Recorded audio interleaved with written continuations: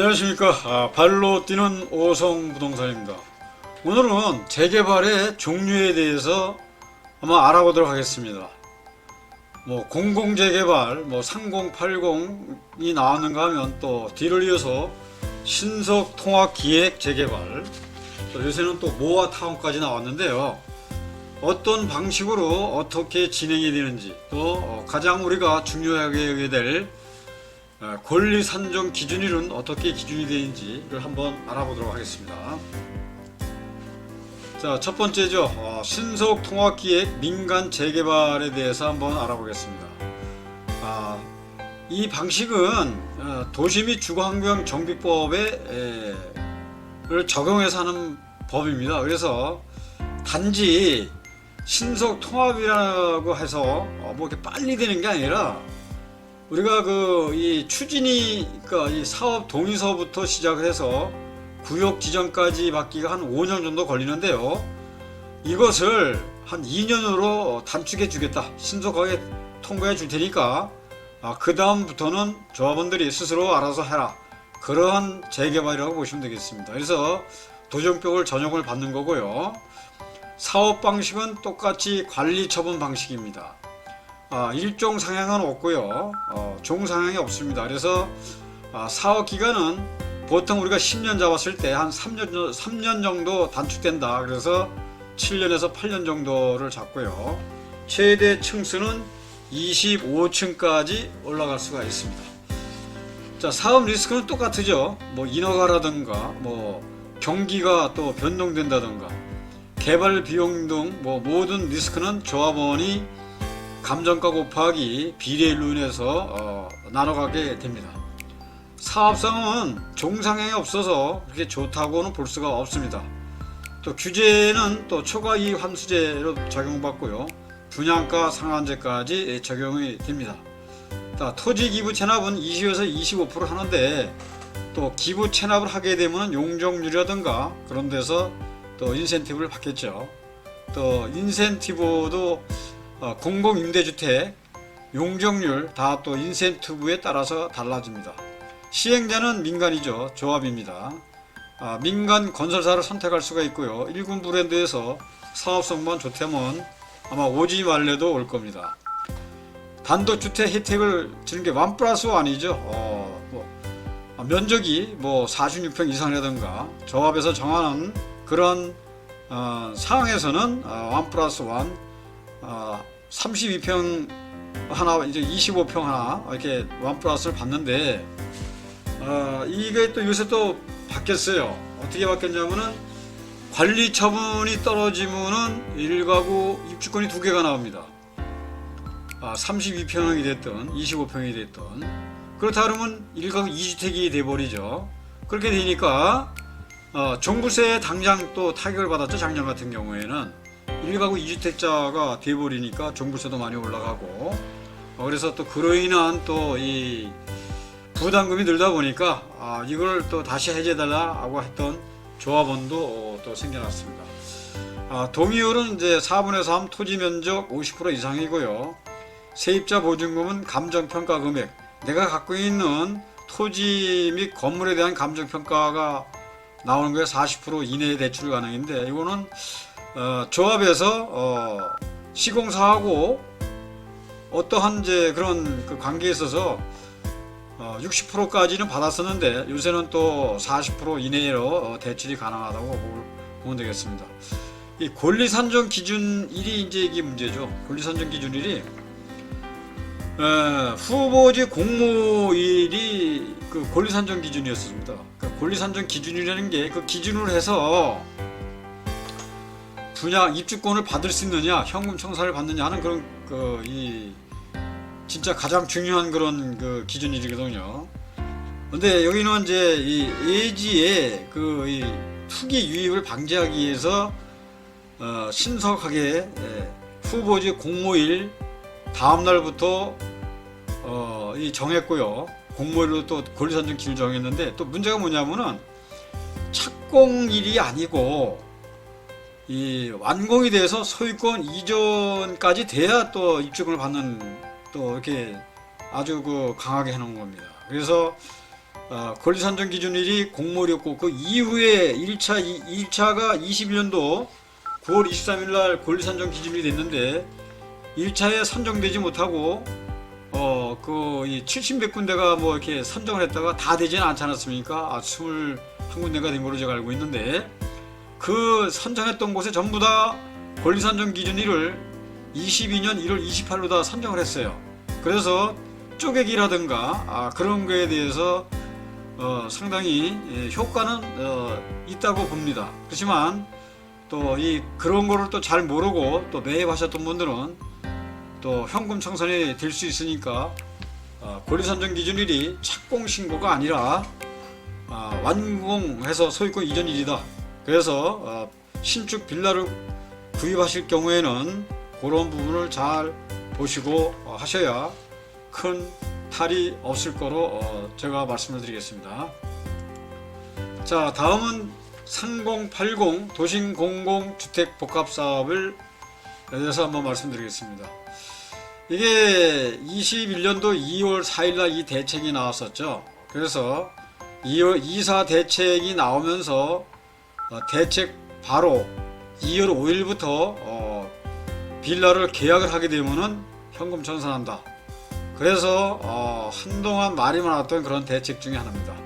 이거는 현물 선납 방식이 뭐냐면은 수용 방식입니다. 이게 수용을 해서 이 모든 것을 이제 이 공공에서 끌어안고 있다가 거기서 이제 이게 분양권을 내준다는 거거든요. 그렇게 되니까 이게 따른 이제 그 문제가 또 상당히 또 많이 나왔죠. 그래서 이사 대책에 대해서 민원이 많이 들어가니까 이 법사위 통과일인 21년도 6월 28일 날 그 다음 날인 6월 29일 날 권리 산정 기준일인데 이거는 뭐 접수일이고 착공 신고고 뭐 소유권 이전일이고 이게 없습니다. 6월 29일 이후에 사게 되면은 무주택자만이 입주권을 받을 수 있고 유주택자들은 그대로 현금 청산이 됩니다. 그래서 참 그런 부분에서 참 이거는 좀 너무 심한 법 아니냐라고 해서 그때 민원이 많이 들었던 건데요. 한번 내용을 한번 알아보겠습니다. 또 종상향은 없습니다. 사업 기간은 5년에서 6년이고요. 최대 층수는 25층까지 올릴 수가 있습니다. 사업 리스크를 모든 공공이 이제 부담하는 건데요. 이 부담 때문에 이제 이 수용을 해서 분양권, 입주권을 이제 내줄 적에 그런 걸 따져본다는 거죠. 사업성 자체는 종상향이 없어서 그렇게 좋다고 볼 수는 없고요. 또 분양가 상한제는 적용이 됩니다. 토지 기부 체납이 수요니까 없고요. 공공임대주택은 10에서 15% 의무화가 되어 있습니다. 용적률은 법정 120%가 되어 있고요. 시행사는 LH입니다. 시행사는 LH지만 민간 건설사를 시공은 할 수가 있습니다. 단독주택 역시 1+1에 또 알파까지 또 주고요. 동의율은 3분의 2 이상, 토지면적 50% 이상입니다. 세입자 보증금, 이주비 지원은 허구를 통한 지원책을 강구 중으로 나왔고요. 권리 산정일은 아까 말씀드렸듯이 2021년 6월 29일입니다. 무주택자가 아닌 분이 주택을 샀을 경우에는 현금 청산된다는 거, 또 그걸 또 염두에 두셔야 나중에 커다란 피해가 없으실 겁니다. 자, 다음은 또 공공재개발을 한번 알아보겠습니다. 이 공공재개발이 나올 때 상당히 호응이 컸었죠. 1단계, 2단계 기본 상향을 주고 사업 기간도 5년에서 6년으로 단축해 주겠다. 또 최대 층수는 35층까지 올라가고 사업 리스크는 민간 개발과 공공 개발의 이제 중간이기 때문에 사업 안정성 좋다 그랬는데 이거는 또 우리가 이 사업지를 한번 봐야 됩니다. 그 지역에 주거 일종이라든가 이게 많이 차적이 있으면은 세대수가 많이 올라갈 수가 없어요. 또 그 올라간 또 50% 용적률의 50%에 해당하는 그 세대수를 또 임대 아파트로 가지게 하기 때문에 또 그 역시 또 사업성이 저조하고 사업성이 저조가 되는 거는 이 권리가가 낮아진다는 얘기죠. 비례율이 낮아지기 때문에. 그래서 공공임대주택이라든가 이런 걸 빼고 나면은 실질적으로 다 일반 분양분이 없기 때문에 비례율이 100%가 안 나올 수도 있고, 또 물론 또 위치에 따라서 또 좋을 수도 있습니다. 시행사는 공공이나 또는 뭐 이 조합과 같이 할 수가 있고요. 민간 건설사를 쓸 수가 있습니다. 또 이 1+1에 플러스 알파까지 가는데, 사업성은 종상향이라 기본이라 사업성은 좋다고 나오는데, 그거는 그쪽 지역의 일종, 사실 내가 이렇게 보면은 양천구 신월 7동 2구역에 보면은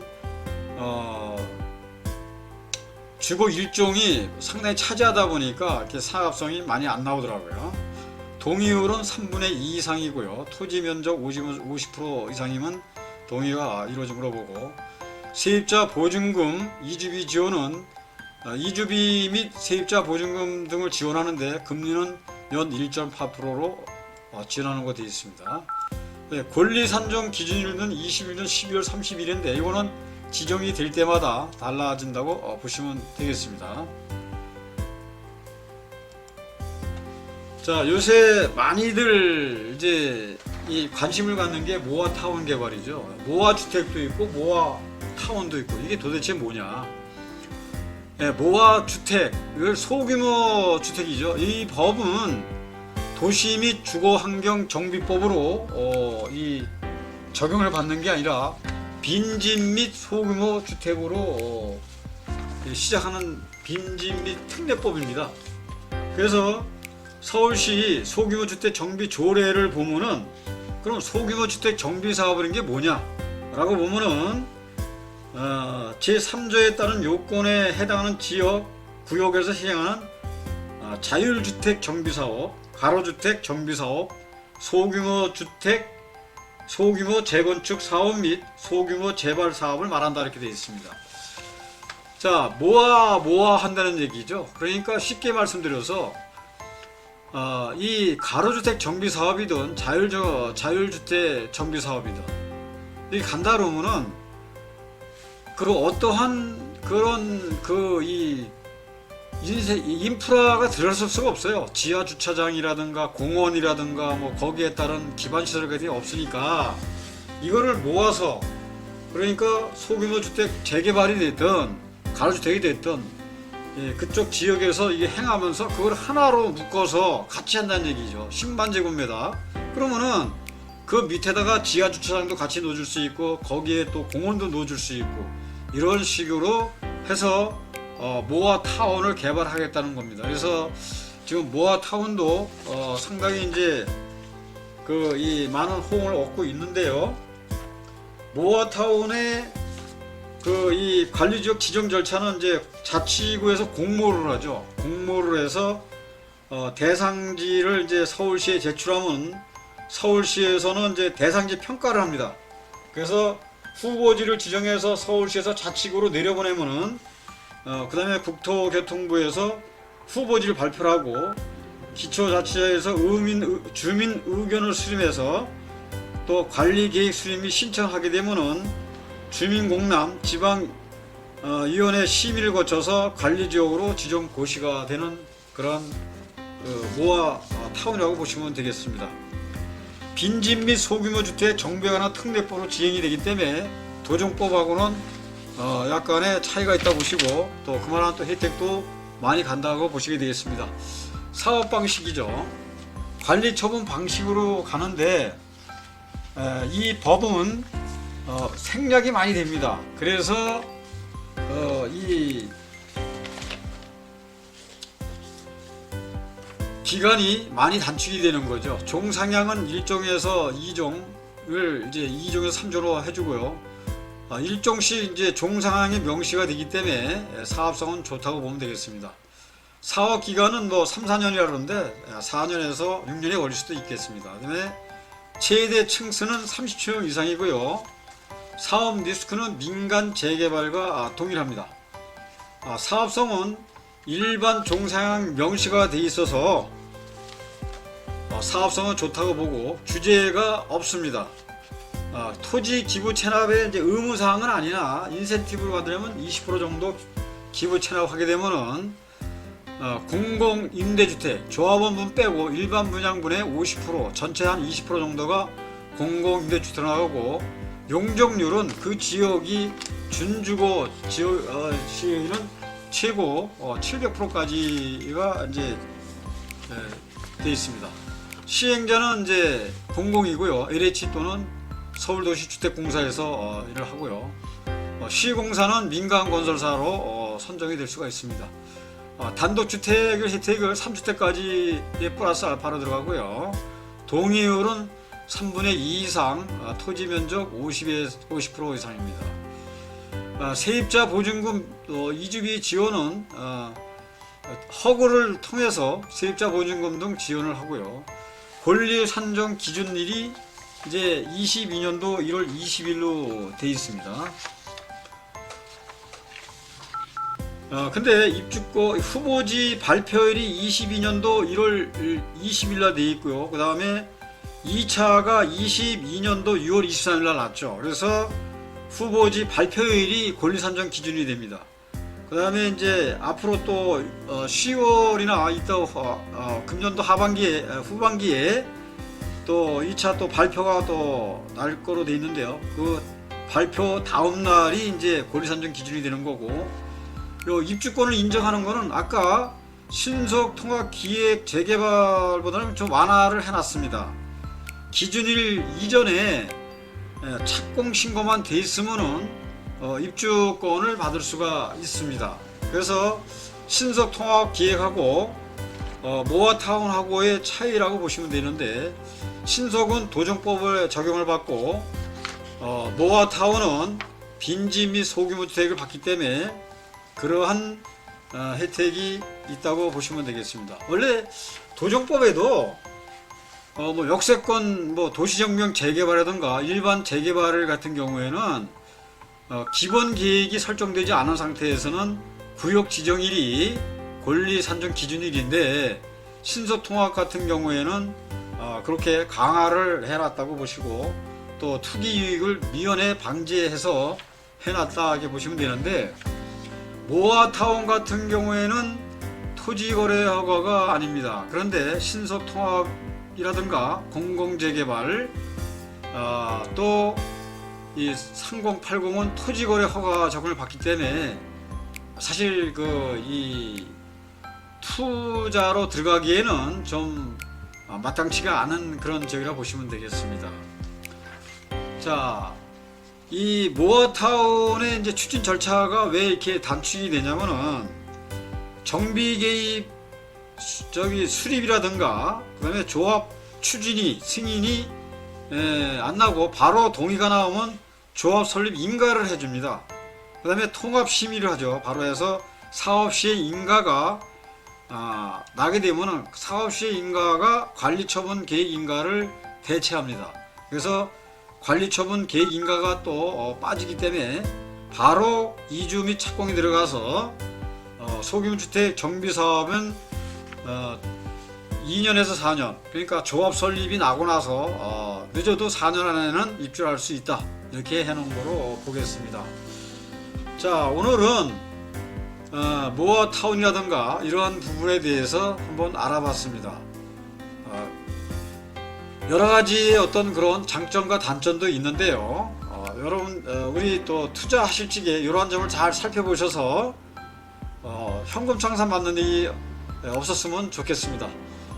이상 촬영을 마치도록 하겠습니다. 도움이 되셨다면 좋아요와 구독 부탁드리겠습니다. 감사합니다.